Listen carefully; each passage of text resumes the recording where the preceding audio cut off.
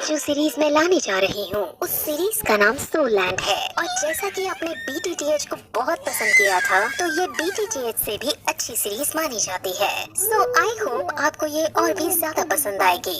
Episode की शुरुआत में हमें पहाड़ों के ऊपर एक सुंदर सा गांव दिखाया जाता है जिसके अंदर बहुत सारे सुंदर घर और इमारतें बनी हुई हैं। असल में ये एक सेक्ट है जिसका नाम टैंगमैन है। और फिर हमें इस सेक्ट के बाहर वाले जंगल में एक नौजवान को दिखाते हैं जो कुछ एल्डर्स से बचते हुए भाग रहा था। एल्डर्स उसको पकड़ने की कोशिश कर रहे थे और उस पर अटैक भी कर रहे थे, लेकिन वो नौजवान सभी अटैक से बचता हुआ आगे बढ़ रहा था। और ये बात एल्डर्स को बहुत शॉक करती है क्योंकि वो एल्डर्स इतने शक्तिशाली थे कि उनके अटैक से बचना नामुमकिन सा ही होता था। नौजवान का नाम टैंग शैन है और अब भागते भागते आगे एक खाई आ जाती है और अब टैंग शैन रुक जाता है। और यहाँ से हमें ये पता चलता है कि टैंग शैन ने सेक्ट लाइब्रेरी के अंदर घुसकर सीक्रेट टेक्निक सीख ली थी। ऐसा करना मना था और अब इसकी सजा में टैंग शैन को मृत्यु दंड दिया जाने वाला है। वहाँ टैंग शैन जो अपने असूलों का पक्का था और उसे ये पता था कि इसकी सजा मृत्यु दंड ही है, इसीलिए वो खुद अब सुसाइड करने का ही डिसाइड करता है। और साथ ही साथ उन्हें ये भी बताता है कि उसने इस सीक्रेट टेक्निक को किसी और को नहीं बताया है और सारी टेक्निक्स उसके कमरे में ही है। और ऐसा कहते ही वो उस टेक्निक का सबसे खतरनाक हथियार निकाल लेता है और सेक्ट के लीडर को समर्पित करता है, जिसके बाद वो अपने सारे कपड़े उतारता है क्योंकि वो टैंग सेक्ट से लिया हुआ सब कुछ वापस लौटा देना चाहता था और फिर खुद खाई से नीचे कूद जाता है। तभी सेक्ट लीडर उसे मरने से बचाने की भी कोशिश करता है, लेकिन टैंग शैन अपने इरादे का पक्का था और वो खाई में गिरकर अपने आप को मार डालता है। उसके मरते ही उसकी आत्मा अलग अलग दुनियाओं को क्रॉस करते हुए पैरेलल यूनिवर्स में चली जाती है और वहाँ वो एक नवजात शिशु के रूप में जन्म लेता है और उसका नाम भी वहाँ टैंग शैन ही रखा जाता है। उसे अब अपने पहले जन्म की सारी बातें और सारी टेक्निक्स याद होती हैं, जिस वजह से वो बचपन से ही उन टेक्निक्स को पहाड़ के ऊपर जाकर प्रैक्टिस करता है। इस दुनिया के अंदर डाउलो कॉन्टिनेंट है। इस दुनिया के अंदर हर कोई 6 साल की उम्र में अपनी एक स्पेशल एबिलिटी एक्टिवेट करता है। इस एबिलिटी का नाम स्पिरिट सोल है और स्पिरिट सोल को हासिल करने के बाद लोगों के पास अलग अलग तरह की एबिलिटीज आ जाती हैं।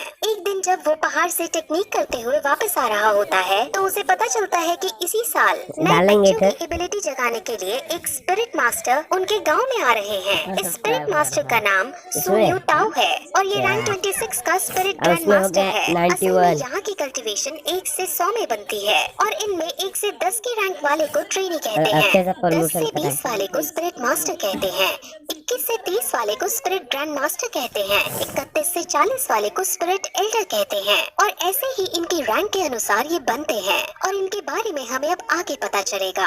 अब सब बच्चों की एबिलिटीज जगाने के लिए इस गांव का चीफ सारे बच्चों को इकट्ठा करता है। अब गांव के सारे बच्चे एक साथ इकट्ठा होकर एक बिल्डिंग में जाते हैं जहां पर स्पिरिट मास्टर एक एक करके उनकी एबिलिटीज को जगाता है। वहां पर टैंग शैन भी मौजूद है और वो भी यहाँ अपनी एबिलिटी को अवेकन करने आया होता है। तब उनकी एबिलिटीज को जगाने से पहले सब बच्चों को अपनी शक्ति दिखाता है और अपने अंदर एक भेड़िए जैसी शक्ति बुला लेता है, जिससे सब बच्चे बहुत शौक होते हैं और एक्साइटेड हो जाते हैं। और अब एक एक करके बच्चे अपनी अपनी स्पिरिट सोल को जगाने के लिए आगे आते हैं। अब जो पहला बच्चा आगे आता है उसकी स्पिरिट सोल एक दारांत यानी सिकल होती है जो कि एक टूल टाइप स्पिरिट सोल है। अब इसे देखकर स्पिरिट मास्टर उनको बताता है कि ये वेपन के लिए तो काम नहीं आ सकती, लेकिन इस टाइप के लोग एग्रीकल्चर यानी फार्मिंग के अंदर बहुत अच्छे होते हैं। अब वो उसकी सोल पावर को चेक करता है। सोल पावर किसी भी स्पिरिट सोल को ट्रेन करने के लिए बहुत जरूरी होती है। अब जब उसकी सोल पावर को चेक करते हैं तो उसकी सोल पावर 0 आती है,